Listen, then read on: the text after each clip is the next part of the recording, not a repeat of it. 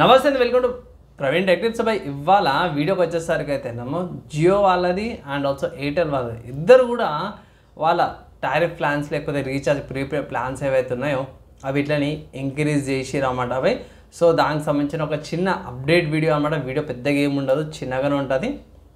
ఇక్కడ ఫస్ట్ ఒక పిక్ అయితే చూసుకోవచ్చు పోయి మీరు ఆన్ ద స్క్రీన్ మీద ఒక పిక్ అఫీషియల్ వాళ్ళ వెబ్సైట్ని చూపిస్తుంది. ఇక్కడ 179 రూపీస్ది 2GB ప్లాన్ ఉండే కదా, అది 199 చేసిరు. చాలా ప్లాన్స్ ఉన్నాయి బై. కావాలంటే మీరు వీడియో పాజ్ చేసుకొని ఆ పిక్చర్ ఉన్న కాడ పాజ్ చేసుకొని యూజ్ చేసుకోవచ్చు.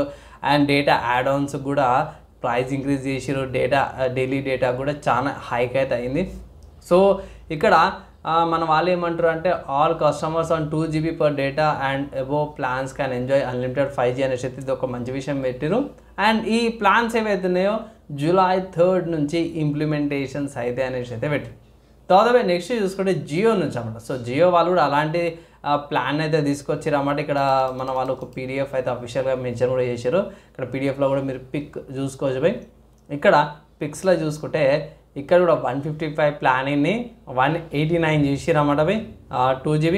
కొంచెం కాస్ట్ తక్కువ ఉంది అనుకోవచ్చు. ఎయిర్టెల్ కంటే జియో వాళ్ళది కాస్ట్ కొంచెం తక్కువనే ఉంది, అక్కడికి కొంచెం ఇంక్రీజ్ అయితే అయిందనమాట. అండ్ ఇక్కడ కూడా unlimited 5G data will be available on all 2GB per day and above plans అనమాట. ఇక్కడ కూడా same the new plan will be applied on 3rd July నుంచి ఈ ప్లాన్స్ అన్ని అప్లై అవుతున్నాయి అనేసి అయితే పెట్టారు.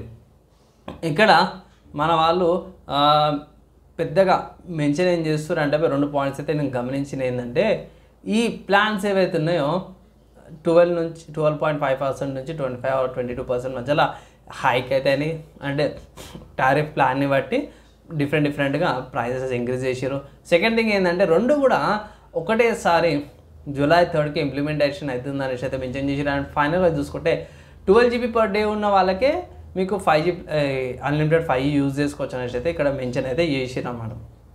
ఇక్కడ డేటా యాడ్ ఆన్స్ ఏవైతే ఉంటాయో వాటికి కూడా కొంచెం ఇంక్రీజ్ అయితే అయిందనమాట. సో ఓవరాల్గా చూసుకుంటే ఎండ్ కస్టమర్కి ఎవరైతే ఉన్నారో అయితే ఇన్కమ్ కార్డ్ ఆల్రెడీ పైసల కార్డ్ ఎన్కి ముంగడికి అవుతున్నాం మనము. దాంతోపాటు ప్రైస్ హైక్ చేయడం వల్ల కూడా కొంచెం ఇష్యూస్ అయితే మనకి ఇబ్బంది పడాల్సిన అవసరం వస్తుంది. అండ్ దీనికి మెయిన్ కారణం మనకు ఆల్రెడీ తెలిసింది. ఇంతకుముందుకే ఐ థింక్ 3-4 months బ్యాక్ మనం ప్రైస్ హైక్ చేస్తున్నాం అనేసి అయితే మన వాళ్ళు అన్నారు.